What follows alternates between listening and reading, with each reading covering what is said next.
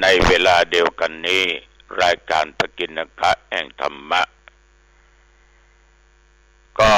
ก่อนที่จะได้ได้จาอย่างลงไปนั้นเอามาไหว้พระสวดมนต์กันนะก็ถวายพระพรชัยมงคลแด่สมเด็จพระเจ้าลูกเธอเจ้าฟ้าพัชรกิติยาภาตั้งใจเนอตั้งใจอรหังสัมมาสัมพุทโธภควาพุทธังภควันตังอภิวาเทมิกราบพระพุทธสวากขาโตภควตาธัมโมธัมมังนัมมัสสามิกราบพระธรรมสุปฏิปันโนภควโตสาวกสังโฆสังฆังนัมมามิกราบพระสงฆ์นะโมตัสสะภะคะวะโตอะระหะโตสัมมาสัมพุทธัสสะนะโมตัสสะภะคะวะโตอะระหะโตสัมมาสัมพุทธัสสะนะโมตัสสะภะคะวะโตอะระหะโตสัมมาสัมพุทธัสสะพุทธังสรณังคัจฉามิธัมมังสรณังคัจฉามิสังฆังสรณังคัจฉามิตุติยัมปิพุทธังสรณังคัจฉามิตุติยัมปิสังฆังสรณังคัจฉามิตติยัมปิพุทธังสร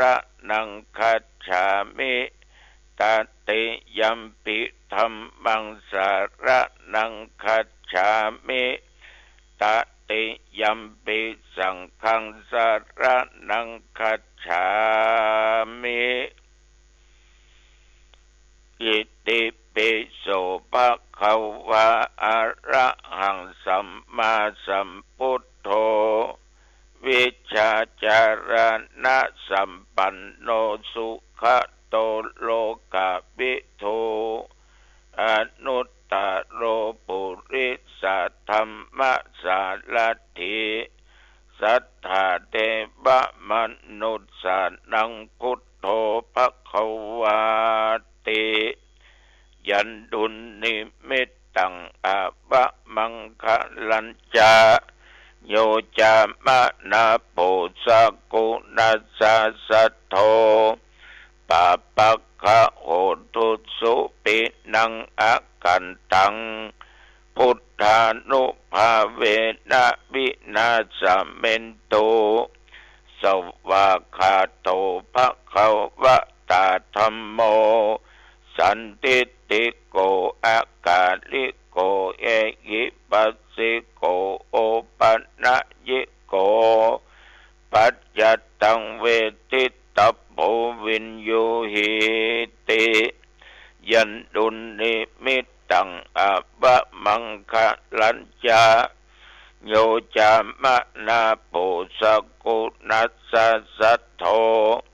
ปะปะคะโหตุสุปินังอะกันตังธัมมานุภาเวนะวินาศเมนโตสุปฏิปันโนภควโตสาวกสังโฆอุชุปฏิปันโนภควโตสาวกสังโฆยายะปฏิปันโนภควโตสาวกสังโฆสาเมจิปฏิปันโนภควโตสาวกสังโฆยะทิทังจัตตาริปุริสายุคานิอัตถปุริสปุขลาเอสะภะคะวะโตสาวกสังโฆ อาหุนายโยปาหุนายโยทักขินายโยอัญชลิกะระนิโยอนุตตันลังปุญญเกตังโลกัสสาติยันดุลนิมิตตังอวะมังคะลัญจาโยจามนาปุสกุนัสสะสะโทปาปักขะโหตุสุปินังอกันตังสังฆานุภาเวนะวินาสเมนโตโพชังโคสติสังฆาโตธัมมานังวิจโยตถาวิริยัมปิติปัสสติโพชังคาจะตถาปะเรสัมมาทุเปขะโพชังคาสัตเตติสัพพัทธัสสินามุนินาสัมมาทัคขาตา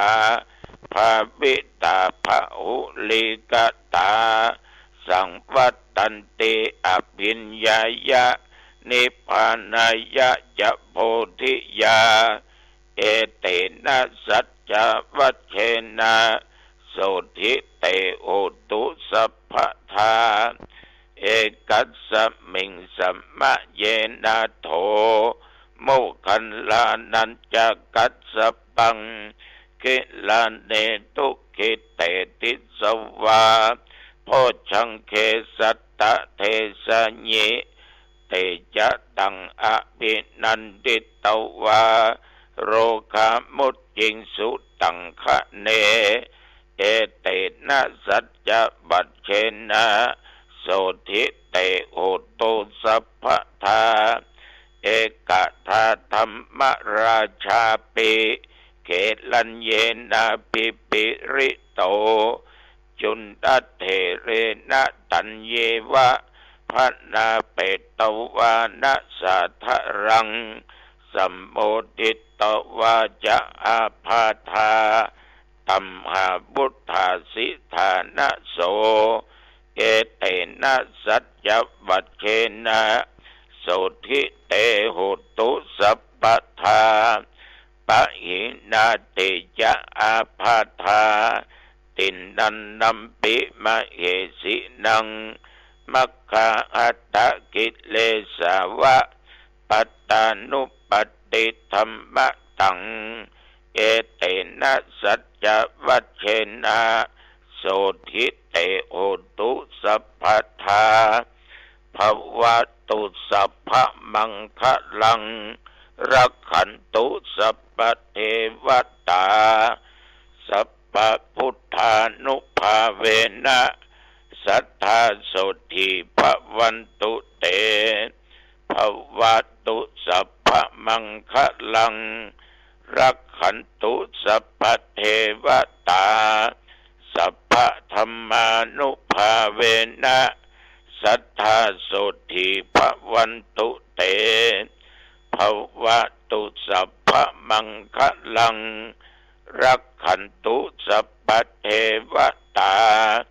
สัพพสังฆานุภาเวนะสัทธาโสธิภวันตุเตขอถวายพระพรชัยมงคลแด่สมเด็จพระเจ้าลูกเธอเจ้าฟ้าพัชรกิติยาภาโดยเดชานุภาพแห่งพระพุทธพระธรรมพระสงฆ์บทสวดอันศักดิ์สิทธิ์และสัจจวาจาขอตั้งจิตอธิษฐานขอพระองค์ท่านนั้นจงได้หายจากอาการพระประชวรทรงมีพระสุขภาพพลามัยอันแข็งแรงขอพระองค์ทรงมีพระชนมายุยิ่งยืนนานได้120 พรรษายิ่งขึ้นไปขอถวายพระพร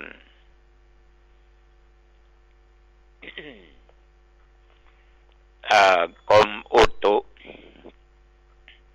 ก็ได้แจ้งก็ได้บอกได้เตือนว่า ระยะนี้เรื่องฟ้าเรื่องฝนก็เป็นฤดูกาลของเปิ้นบางวันมันก็ตกบางทีก็ตกหนักบางทีก็ตกน้อยลมก็อย่างเดียวกันหรือพายุเนาะ บางเทื่อก็แห้งบางเทื่อก็ตามปกติแต่ตั้งแต่เมื่อตะวันวามาจนถึงประเดี๋ยวเนี้ยที่วัดหนองตองนี่นะและหมู่ใกล้เคียงใต้เหนือตกออกมีแรงงานฝนตกแต่แดดร้อนตะวันนี้แดดร้อนอุณหภูมิก็37 องศาแต่ปัจจุบันนี้ก็21 องศาแต่ว่านี่นับตั้งแต่กินเข้าง่ายแล้วจนค่ำจนมืดจนถึงเมื่อค่ำเมื่อคืนก็ไม่ได้ไปไหนเฮ้ยแต่ว่านี่ปลอดแต่อยู่กับวัดไปไหนแล้วตุลุงเนี่ยอย่างก็ไปไหนเนี่ยก็นั่งพ่องก็เหยียดเอวให้พ่องอ่านหนังสือพ่องเทศทำพ่องแล้วก็พบปะกับญาติกับโยมที่เพิ่นมาอู้มาจานั่งสนทนาธรรมพ่องมากระทำสังฆทานพ่องก็อู้ไปหลายหมู่ก็คนเฮาเนี้ยญาติโยมท่านผู้ฟังทั้งหลายอยู่เฉยๆมันก็บ่ดีคนบางคนจักเป็นโรคประสาท เพราะมันอยู่คนเดียวมักจะกึดไปสะปะสะเปดฉะนั้นทุกเจ้าจึงมือเวลามันได้ว่างนักเอาซื้อมาอ่านพ่องเทศทำพ่องมีคนนั้นคนนี้มาโอ้มาจาสนทนาแล้วก็พักผ่อนตามอิริยาบถจะเดินจะยืนจะนั่งจะนอนจะเที่ยวก็ต้องเปลี่ยนอิริยาบถอยู่ตลอดนอนเมินก็จะหาม่วนเนาะนั่งเมินก็ถึงม่วนเที่ยวไก่ก็ไม่ค่อยไหวยืนก็ปวดแข้งปวดขาแต่ว่าต้องเปลี่ยนอิริยาบถต้องเปลี่ยนอิริยาบถแต่ถ้าสุขภาพมันยังบ่เต็มร้อยอย่างอาตมะนี่ต้องมีสติกำกับจะยืนจะเดินจะนั่งแม้แต่จะนอนก็ต้องมีสติกำกับอย่างใหญ่ขึ้นเตียงมือมันพเลิดมือมันลุยลงมา ไปนึกว่าขึ้นทั้งวันอย่างใดก็ได้ก็บ่ได้บ่ได้อันนี้ก็เราก็ต้องเปลี่ยนอิริยาบถแล้วก็ต้องมีสติอยู่ตลอดป้าออกไม่ออกแต่ว่าก็น่าคิดมีโยม2 คนพ่อเมียมานั่งอู้นั่งจาหลังจากทานสังฆทานแล้วก็ได้ถามอาตมภาพว่าพระผู้ใหญ่ก็ดีหรือคนใหญ่คนโตก็ดีเนี่ยท่านนั่นเป็นจะได้เอาถึงห้องเขาว่าเป็นพระผู้ใหญ่หรือคนใหญ่คนโตแต่มาก็เลยย้อนว่าด้านยมมาทานสังฆทานกับทุกเจ้าวัดหนองตองเนี่ยเพราะอย่างเพราะผมก็เคารพนับถือได้ฟังเทศน์ฟังธรรมหลวงพ่อก็มีอายุพรรษามากผมก็การเคารพครับเนี่ยอันเนี้ยตุลุงมันวยวุฒโธแล้วเนาะเป็นผู้ใหญ่โดยวัยมีอายุมากกว่าโยมเขาถึง2 คนเนี่ยโยมอาจารย์อายุเท่าใดผม40ปลายครับเกือบจะ50ไม่ยิงเนาะ40ปลายเหมือนเจ้าหนุ่มแล้วเปิ้นไปปีเจ้าเนี่ยตุลุงนี่แก่และเธอทั้ง2วยวุฒโธ ผู้ใหญ่โดยวัยก็คือมีอายุมากกว่าพวกเธอแต่อย่างพวกเธอสองคนเนี่ยก็อ่อนจังวัยก็ไปหันไปนี่ใบกะครับตุลุงกันนะเขาก็ถือว่าเขามีอายุมากกว่าเขาก็ให้การเคารพนับถือเคารพยำเก่งแต่ว่าการเคารพบางอย่างต่อหน้าอีกอย่างรับหลังอีกอย่างคนหน้าไหวหลังหลอกนั่นก็ไปอย่างเนอะฉะนั้นเอาคนใหญ่นี่จะไปมีทิฏฐิไปมีมานะนะปฏิบัติตัวเองเป็นที่น่าไหวน่าเคารพน่าสักการะบูชาประการสำคัญนั่นก็คือต้องมีศีลต้องมีธรรมต้องมีศีลต้องมีธรรมเขาจึงจะเคารพเขาจึงจะกราบไหว้นบนอบบูชามีที่หนึ่งไปรับทานนอนแต่ที่ไหนก็ตึมบอกนี่เรื่องจริงก็แปลกดีเหมือนกันตัวเจ้าที่เพิ่นรับเป็นสงฆ์ก็ขึ้นไปสู่บนศาลาเป็นหมู่ก็มีหลายตนที่กำลังลงรถตยก้นมาโกศกมันก็จำแม่นเนาะประเดี๋ยวนี้หลวงปู่ท่านพระครูวัดหนองตองหางดงนักเทศน์มาละนี่นะกรรมธรรมาลงรถจอดรถแล้วจะลงรถมีญาติโยมแม่หญิงแม่อุ้ยเขาไว้ธรรมาพ่องนุ่มหรือธรรมาพ่องนั่งคุกเขาหลายคนหรอกนั่งเป็นแถวธรรมาเดี่ยวไปก็พากันกราบเนี่ยตัวเจ้าทั้งหลายพอหมดมากแต่มาก็คิดว่าหนึ่งเอามีอายุพรรษาสองเปิ้นหูจักกิตติศัพท์ของเฮาชื่อเสียงของเฮาสามเปิ้นได้ฟังธรรมะจากอาตมภาพแล้วก็จึงเป็นที่เคารพเป็นที่กราบไหว้บูชาขอตัวเจ้าหนองตองก่อมใจจะวิเศษวิโสอย่างก็เป็นตัวเจ้าธรรมดาเนี่ยเป็นอย่างสักอย่างนะก็เป็นตัวเจ้าธรรมดาฉะนั้นกราบเพราะอายุเพราะได้ฟังธรรมะนะ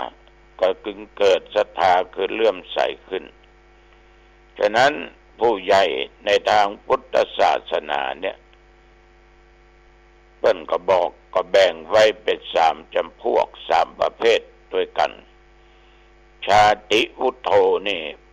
ผู้ใหญ่โดยชาติโดยตระกูลเช่นว่าพระมหากษัตริย์เหล่านี้เป็นต้นเพราะว่ากษัตริย์นั้นจะว่าโดยชาติโดยตระกูลแล้วญาติโยมเฮาทุกคนต่างก็ยกย่องเชิดชูเป็นตระกูลที่สูงตระกูลกษัตริย์นี่เฮาจึงกราบไหว้บูชากันคือความเคารพนอบน้อมตลอดจนด้วยการสรรเสริญได้มาเตือหันภาพเพราะว่าในหลวงรัชกาลที่9ที่10ปรากฏกายขึ้นณที่ใดที่หนึ่งเนี่ยอันญาติโยมต่างก็ยกมือไหว้ทรงพระเจริญทรงพระเจริญแต่บางคนบางท่านอันในหลวงอันพระราชินีน้ำตาคอเบ้าสะอึกสะอื้นน้ำตาไหลออกมาเพราะว่าความดีใจเกิดเป็นปิติเพราะท่านเป็นผู้ใหญ่โดยชาติโดยตระกูลนะแล้วก็มีนอกจากนั้นก็ยังมีคุณวุฒิก็หมายความว่ามีคุณสมบัติเป็นพระมหากษัตริย์เป็นพระบรมวงศานุวงศ์ถ้าจะเอาทั้งลุ่มก็มีเป็นครูบาอาจารย์เป็นผู้ประคับบัญชาของเราฉะนั้นท่านทั้งหลายเอาจึงมีการเคารพกันแต่ในยุคปัจจุบันเนี่ย เรื่องการเคารพนับถือผู้เฒ่าผู้แก่ผู้มีอายุกว่าตนนั้นก็ค่อยหายไปแม้แต่พ่อแม้แต่แม่ปู่ย่าตายายลูกเต้าหลานเหลนยิงใจทั้งหลายบักเขาไหวละบักเขากราบละจะยกมือไหวหวัดดีครับหวัดดีข้าก็เมื่อหยิบใบแดงเงือเขา เอาสตางค์เงือเขาเอาของขวัญเงือเขาถ้ามีสิ่งของฮื้อก็ยากน้อยแต่ก็ลูกของพ่อออกแม่ออกนี่ดีเนอะถ้าจะไหวบักขาดเนาะ อย่าบดีก็นักแก่ฉะนั้นแต่ว่าเนี่ยจึงได้นั่งสนทนากันกับคุณโยมสองสามีภรรยาก็ได้อู้ถึงปู่มีที่ควรสักการะบูชาเอาหมายถึงบุคคลนะไม่ได้หมายถึงวัตถุสิ่งของเหมือนพระพุทธเจ้าของเฮานี่ญาติโยมทั้งหลายเอาก็กราบไหว้บูชาบางคนว่าไปไหว้พระธาตุเจดีย์ไหว้มันอย่างไหว้พุทธรูปไหว้มันอย่างโอยโอยโอยโอยไปว่าอย่างอันบัดนี้เพราะเอาบ่ใจไหว้กับพุทธรูปอย่างเดียวพระธาตุเจดีย์อย่างเดียวเอานึกถึงพระคุณของพระองค์ท่านพระพุทธเจ้าเป็นผู้มีพระคุณนะถึงวันเนี้ยถ้ามีพระพุทธเจ้าเอาก็คงบอกว่าอันไหนเป็นบาปอันไหนเป็นบุญอันไหนเป็นหนทางไปสู่มรณะหกไปสู่ทางอบายภูมิอันไหนเป็นหนทางไปสู่สวรรค์อันไหนเป็นทางเข้าสู่นิพพานถ้ามีพระพุทธเจ้าโค้นคว้าพบปะสิ่งเป็นจริงและตัดเทศนาสั่งสอนบนมนุษย์ทั้งหลายแล้วก็สืบกันมาเอาก็คงจะแย่กว่านี้ฉะนั้นเอาเรื่องบาปเรื่องบุญพุทธเจ้านั่นแหละถึงพระองค์จะดับขันจะตายไปได้ 2,500 กว่าปีเอาก็สร้างสิ่งนั้นสร้างสิ่งนี้เอาไว้กราบไว้เป็นตัวแทนอย่างน้อยก็เป็นปุคลาธิฐานยกบุคคลมาเป็นที่ตั้งเจ้าวัตถุก็ได้อย่างก็ตามเอาเคารพรู้จักคำว่าเคารพมันดีที่สุดถ้าบอกว่าจักคำว่าเคารพมันจะทะนงตัวมีทิฏฐิมีมานะไหวมันอย่างกราบมันอย่างอู้ดีก็มันอย่างจะอู้ไปอย่างอันฉะนั้นญาติโยมสิ่งใดเป็นปูชนียะสถานก็ตามที่มันสำคัญเอาก็เคารพกันนี่ก็ขอฝากไว้เนอะเอาละวันนี้อู้จาไปมาเป็นเวลาพอเหมาะพอดีอายุวันโนสุขังปะหลัง